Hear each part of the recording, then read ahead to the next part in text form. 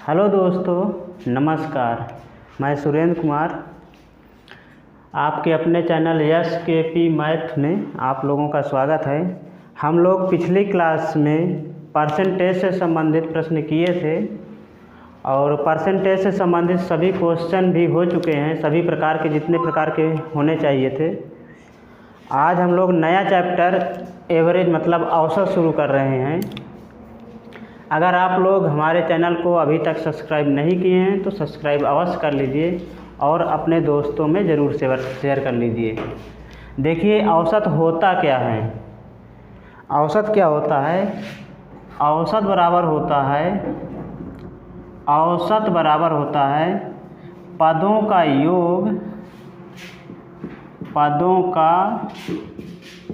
योग बटे पदों की संख्या।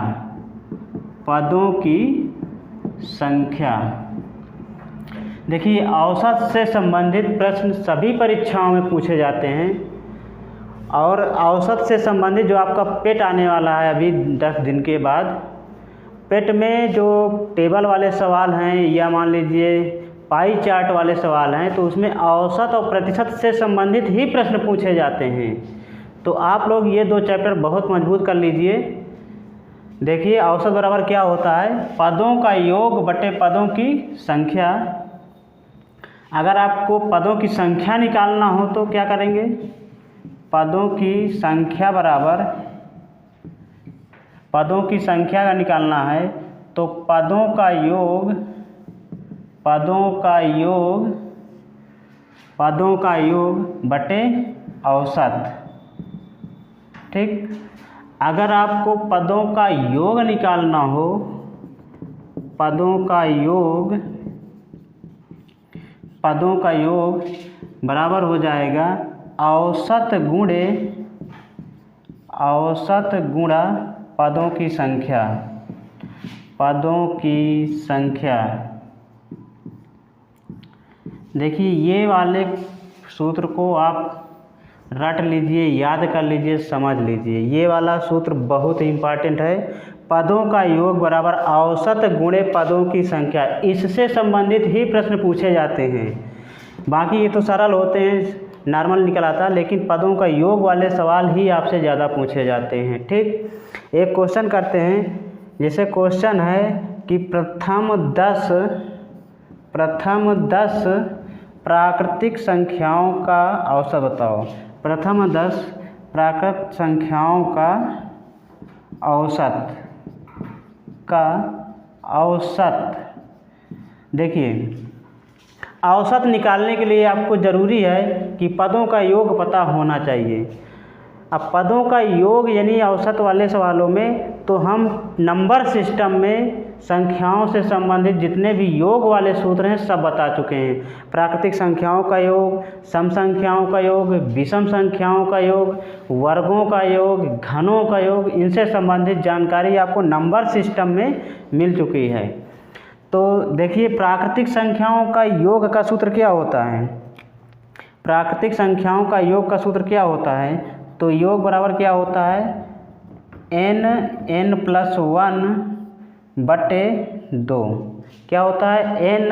n+1 बटे 2। तो यहाँ पर देखिए n क्या है? पदों की संख्या है 10। कितनी है? प्रथम 10, मतलब n का मान कितना है? 10।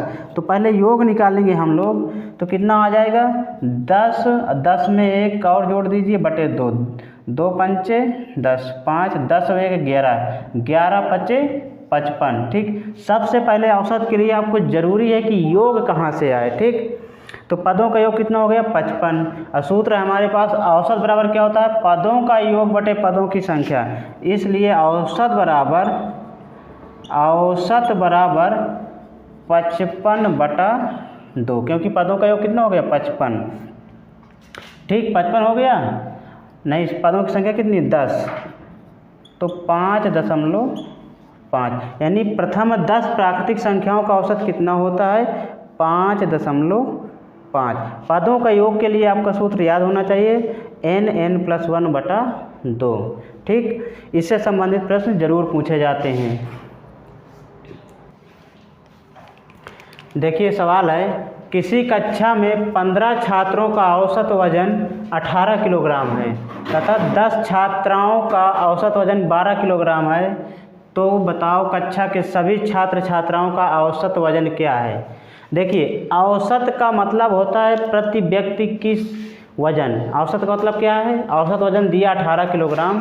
कहने का मतलब ये है कि अगर 15 छात्र हैं तो प्रत्येक का कितना वजन है? 18। औसत का मतलब है हर व्यक्ति का। औसत का मतलब क्या होता है? हर व्यक्ति का। ठीक, अगर आपको औसत दिया है तो आपको सबसे पहले दिमाग में जाना चाहिए कि हमें योग निकालना है। क्या निकालना है? योग। क्या निकालना है? योग। योग निकालने के लिए क्या होता है? औसत का संख्या से गुणा कर देते हैं। क्या कर देते हैं? औसत का संख्या से गुणा कर देते हैं। तो देखिए, 15 छात्र हैं, उनका 18 है, और 10 छात्राएं हैं तो उनका औसत कितना है? 12 है। तो टोटल कितने हो गए? 15 10 25। छात्र छात्रा मिला के कितने हो गए? 25। तो अलग अलग इनका योग निकाल लीजिए, इनका योग और इनका योग, मतलब छात्र और छात्रा का अलग अलग योग। कैसे? देखिए, तो अगर कक्षा का औसत निकालना हो, कक्षा का औसत, कक्षा में मतलब सभी लोग आ जाएंगे ना, छात्र छात्रा दोनों। देखिए, सबसे पहले छात्र कितने हैं? 15 हैं, और औसत वजन कितना? 18। मतलब 15 लोगों का प्रत्येक का 18। ठीक, तो 15 गुणे 18 प्लस छात्राएं भी तो हैं। छात्राएं कितनी हैं? 10। 10 छात्राएं हैं, कितना वजन इनका? 12। यानी इनका योग कितना हो जाएगा? 10 गुणे 12। देखिए, यहाँ पर हम सूत्र पहले लिखा चुके हैं कि योग वाला ही ज़्यादा आपसे सवाल बनता है।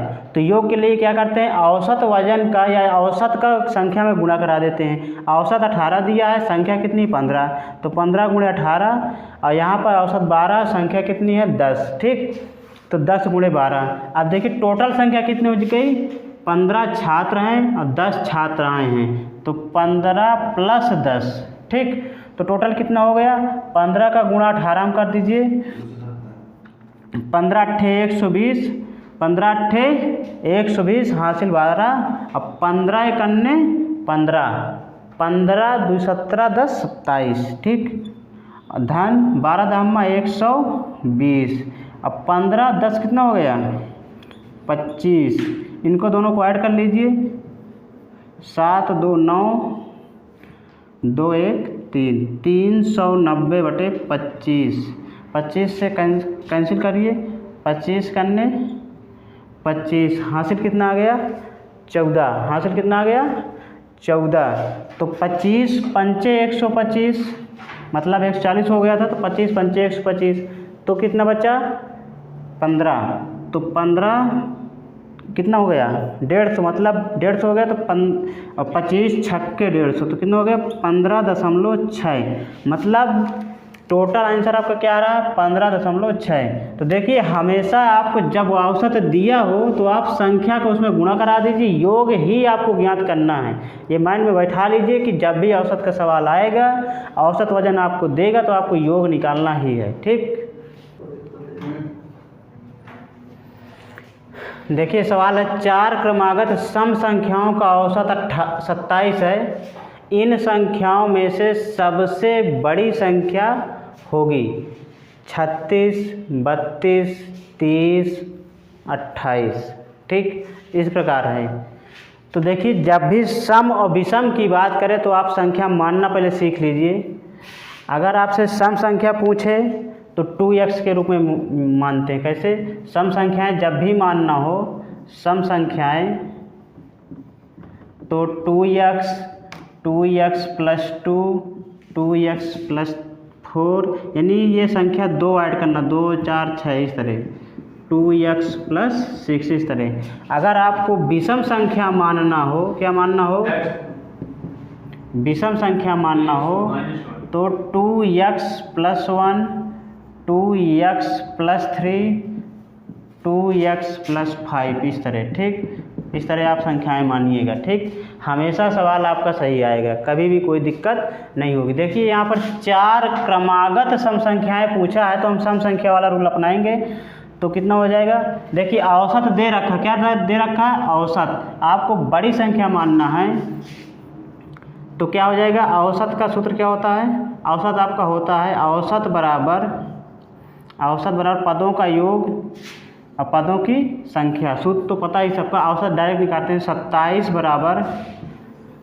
बराबर देखिए हम संख्या मानेंगे 4 है हमारे पास, तो 2x 2x plus 2 2x plus 4 2x plus 6 1 2 3 4 इस तरह। अगर 5 संख्याएं होती तो आप यहाँ पर 2x प्लस 8 कर देते, ठीक इसी प्रकार। तो कितना हो जाएगा 2x धन 2x plus 2 plus 2x plus 4 2x plus 6 1 2 3 4, ठीक। कितनी संख्याएं हैं 4 है तो है 27 का गुणा 4 में करा दीजिए। 7 चौक 28 और 4 दूनाई 8 2 10। देखिए जोड़ लीजिए x जोड़िए 2x 4 6 2 8x और प्लस इधर 2 4 6 6 6 12, ठीक। इसका गुणा हो ही चुका है -12।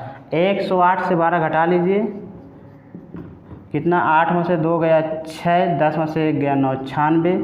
तो x बराबर आ जाएगा 96/8। 8 कन्ने 8 8 दूना 16 x बराबर 12, ठीक। बड़ी संख्या आपकी कौन होगी, जिसके साथ 6 जुड़ा है वही बड़ी संख्या होगी। तो कितना हो जाएगा, बड़ी संख्या आपसे पूछा है कि हम सभी संख्या निकाल सकते थे। बड़ी संख्या कितना हो जाएगा 2 गुणे 12 प्लस 6 12 दूनाई 24 6 30। सबसे बड़ी ये हो गई। अगर ये बड़ी हो गई, देखिए ये बड़ी है, फिर ये छोटी वाली है, फिर उससे छोटी, ये सबसे छोटी, इस तरह, ठीक। इनको अलग अलग करके हम निकाल सकते थे। इसी प्रकार आपका सवाल तो कौन सा ऑप्शन सही होगा, सी नंबर। एक बात और ध्यान दीजिए, अगर आपको इस सवाल को डायरेक्टली हल करना है, क्या हल करना है, डायरेक्टली हल करना है, तो कैसे समझेंगे, ठीक। इसमें कह रहा है सबसे बड़ी संख्या बताना था। क्या बताना था, सबसे बड़ी संख्या। देखिए 27 है, औसत क्या दे रखा है आपको 27। ये तो सूत्रविद से है, आपको फंडामेंटल आना बहुत ज़रूरी है, ट्रिक तो सीखते रहते हैं हमेशा। औसत 27 दिया है। औसत का मतलब क्या होता है, बीच का हिस्सा। क्या होता है, बीच का, मध्य का हिस्सा, ठीक। तो अगर संख्याएं दी है मतलब बीच की संख्या कितनी है आपकी 27 है। कितनी है 27 है, ठीक। तो 27 के आसपास संख्याएं कौन है, इस तरह देखिए 27 हो गया, 27 के बाद 28 29 30 इस प्रकार है। तो आपकी सबसे बड़ी इधर की कौन संख्याएं हो जाएंगी, लेकिन सम संख्या की बात कर रहा है। क्या कर रहा है, सम संख्या की बात कर रहा है। तो कैसे करेंगे, तो सम संख्याओं में आपको जब भी संख्या वाली बात करें, क्या करें, संख्या वाली बात करें, इधर की संख्या कितनी आ जाएंगी 26 आ जाएगी। 26 और क्या कहते हैं 24 इस तरह, ठीक। 1 2 3 इधर 29 नहीं होगा, इस तरह, ठीक। इधर वाली संख्याएं देखिए, सम संख्या की बात की, औसत आपका 27 है। इसके बाद कौन कौन सी हो सकती है, 28 होगी 30 होगी। इधर 26 और 24, औसत आपको कितना दिया है 27, ठीक। तो सबसे बड़ी कौन सी संख्या हो रही है 30। क्या हो रही है 30 इस तरह डायरेक्टली। लेकिन आप ट्रिक में अगर गलत हो जाए, ना समझ पाएँ, तो आपको फंडामेंटल आना बहुत ज़रूरी है, क्योंकि इतना बड़ा कैलकुलेशन नहीं होता इनमें, ठीक। देखिए 24 विद्यार्थियों की एक कक्षा का औसत भार 35 किलोग्राम है। शिक्षक का भार भी सम्मिलित कर लिया जाए तो औसत भार 400 ग्राम बढ़ जाता है, तो शिक्षक का भार बताइए। देखिए जब इस प्रकार के क्वेश्चन पूछा जाए कि कोई आदमी सम्मिलित हो रहा है या कोई आदमी जा रहा है या कोई संख्या ऐड किया जा रहा है या किसी संख्या को हटा दिया जा रहा है, तो इस प्रकार की संख्या में जो औसत भार घटता बढ़ता है उसमें, यानी कहने का मतलब पूरा का पूरा घट बढ़ रहा होता है। तो आपको ये समझना है कि 400 जो परिवर्तन हो रहा है 400 ग्राम का, वो परिवर्तन सभी में हो रहा है। किस में हो रहा है, सभी में हो रहा है, ना कि एक में हो रहा है, क्योंकि औसत का मतलब ही होता है सब में, ठीक, सभी का। तो कैसे देखिए, अगर आपको शिक्षक का भार निकालना या नए व्यक्ति का भार निकालना या नई संख्या का मान निकालना है, ऐसे सवाल पूछा जाए, तो आपको जो भी नया मान निकालना हो, नया मतलब यहाँ पर नया कौन है, शिक्षक है, शिक्षक का भार, शिक्षक का भार जब नया निकालना हो, नई संख्या का मान निकालना हो, तो आपको क्या करना है, पुराना वाला औसत जो भी है उसको लिख लेते हैं। पुराना औसत अपना कितना है, 35 है। पुराना औसत कितना है, 35 प्लस, देखिए यहाँ पर ये भी ध्यान देना है कि अगर कोई आदमी आ रहा है तो औसत बढ़ेगा। क्या होगा, औसत बढ़ेगा, मतलब औसत बढ़ रहा तो आपको प्लस करना है, अगर औसत घट रहा तो आपको घटाना भी पड़ेगा। ठीक, तो 35 प्लस, ठीक, 400 ग्राम दिया है, बाकी लोग क्या है, किलोग्राम में, क्या है, किलोग्राम में है। तो पहले 400 ग्राम को आप एक यूनिट में बात करिए, किलोग्राम या ग्राम, तो किलोग्राम है ना, तो हम किलोग्राम में चेंज करेंगे। 400 ग्राम में कितने किलोग्राम होंगे, 0.4। ठीक, कितने लोग हो गए अब ये ध्यान देना है, 24 रहे, शिक्षक भी आ गए तो कितने लोग हो गए, 25 लोग हो गए। कितने हो गए, 25 लोग हो गए। कितने लोग हो गए, 25 लोग हो गए। आपको यानी कहने का मतलब है, ये आपका क्या है, औसत है, प्लस जितना बढ़ रहा है वो औसत, कुल संख्या जितने भी लोग हैं कुल संख्या, आपको ये ध्यान देना है। ठीक, तो देखिए कितना हो रहा है, 35 तो आपका पहले से ही है, 25 चौको 100, एक अंक बाद दशमलव लगाएगी तो 10 हो जाएगा। कितना हो जाएगा, 35 और 10 45 किलोग्राम। ठीक, सी ऑप्शन सही होगा। आपको देखिए समझना है, बहुत ही सरल होता है और सवाल इसी प्रकार के ही पूछे जाते हैं परीक्षाओं में। कहेगा इतने पारी में इतने रन बढ़ गए, इतने रन घट गए। ठीक, तो आपको ये ध्यान देना, जो औसत परिवर्तन होता है वो सभी के साथ होता है, किसी एक संख्या के साथ नहीं होता। ठीक, तो यहाँ पर 25 क्या, 24 पहले से विद्यार्थी थे और एक शिक्षक बढ़ गए, मतलब 25 लोग हो गए। औसत कितना बढ़ा घटा उसमें गुणा करा देंगे, क्योंकि सभी के साथ हो रहा ना, बढ़ रहा तो सभी का बढ़ेगा, घटेगा तो सभी घटेगा। ठीक, तो कितना बढ़ रहा है, 400 ग्राम। 400 ग्राम को किलोग्राम में चेंज किया तो 0.4 kg हो गया। 25 का गुणा करा दिए तो 10 किलोग्राम हो गया टोटल। 35 और 10 कितना हो गया, 45 किलोग्राम। देखिए अगला प्रश्न है, ABC का औसत भार 45 किलोग्राम है। यदि A और B का औसत भार 40 किलोग्राम है तथा B और C का औसत भार 43 किलोग्राम है, तो बताओ B का भार क्या होगा। इस प्रकार के भी प्रश्न पूछे जाते हैं। तो आपको देखिए, पहले ABC का दिया मतलब 3 संख्याएँ, फिर A और B का दिया मतलब 2 संख्याएँ, फिर B और C का दिया मतलब 2 संख्याएँ। ठीक, तो आपको कैसे लगाना है ये सवाल देखिए।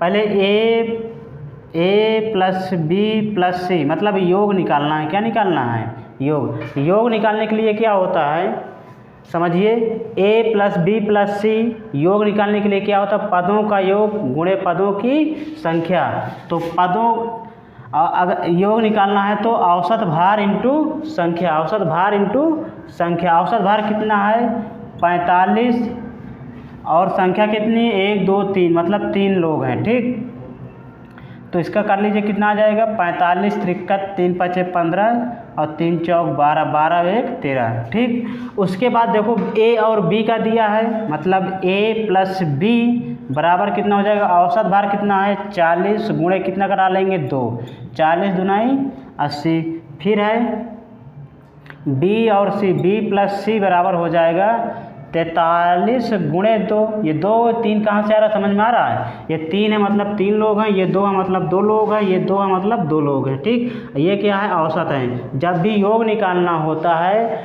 तो औसत में संख्या का गुणा कर दिया जाता है। तो 43 दूना 86। अब देखिए आपको B की वैल्यू निकालना है। किसके निकालना है, B का मान निकालना है। अगर आपको B का मान निकालना तो कैसे करेंगे, देखिए तीनों का दिया, इनको दोनों को अलग अलग ऐड कर लीजिए इस तरह। अगर इसको हम ऐड करेंगे तो कितना आ जाएगा, देखिए A प्लस 2 भी हो जाएगा ना, A प्लस 2B और प्लस C बराबर कितना हो जाएगा, 80 और 86 कितना हो जाएगा, 166। आपका A plus B plus C कितना, देखो तो A और C यहाँ भी है, A और C यहाँ पे, एक B से एक भी कट जाएगा तो मतलब 166 से 135 घटाना है। या इस तरह कर लीजिए, A प्लस B, यहाँ पर B है धन C है, बराबर 135। कैंसिल कर लीजिए, घटा लीजिए, ये दोनों कट जाएंगे। यहाँ 2 B से एक B कम हो जाएगा, B आ जाएगा, और यहाँ से 6 में से 5 गया 1, और यहाँ में 6 में से 3 गया 31 किलोग्राम। कितना रहा है? 31 किलोग्राम। तो देखिए, जब भी इस प्रकार के सवाल हों आपको कुछ नहीं करना है, पदों की संख्या से औसत में गुणा करा दीजिए। आपका ऑप्शन कौन सा सही हो रहा है? D number, 31 kilogram. देखिए अगला सवाल है, 12 संख्याओं का औसत 18 है। यदि प्रत्येक संख्या में 3 जोड़ दिया जाए तो नया औसत क्या होगा? देखिए आप नोट पॉइंट में एक बात याद कर लीजिए, अगर प्रत्येक संख्या में जोड़ने, घटाने, गुणा भाग करने की बात कही जाए, क्या हो? यदि क्या कहा जाए? जोड़, घटाव, गुणा, भाग। ठीक, अगर जोड़, घटाना, गुणा, भाग इस तरह कहा जाए तो आपको क्या करना है? आपको क्या करना है? औसत के साथ ही कर दीजिए ये सब काम। क्या करना है? यदि जोड़, घटाना, गुणा, भाग कहा जाए